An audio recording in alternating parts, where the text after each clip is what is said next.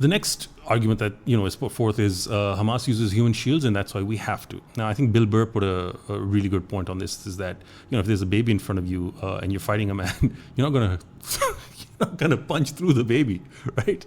You are gonna move around him, and there are numerous ways where if you're so inclined, you can avoid civilian casualties. And Israel keeps on saying it's the most moral army in the world, and it gives, warnings and removes civilians and this and that.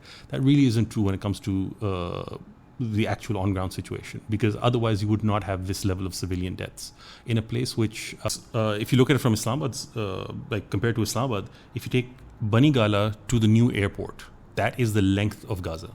And then if you take it from the hills, the Margala Hills, to I think it's Liaquat Bagh or the big Bagh in Pindi, that is the width of it. So it's really a tiny place. And imagine having 2 million people within that space. Then it's not really human shields. Then anything you target, you're going to be targeting civilians, because that's where they are. They're in this tiny space, right?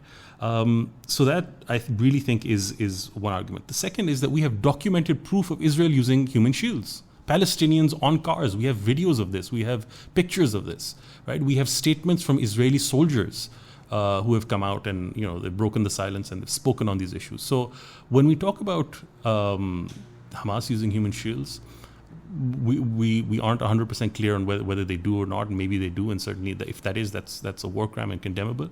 However, what we do know for sure is that Israel does this, and Israel is a state entity. Hamas is a non-state actor as such. Right? And this is what Israel itself argues. So a state entity has a far greater obligation to be abiding by the Geneva Conventions and abiding by international law.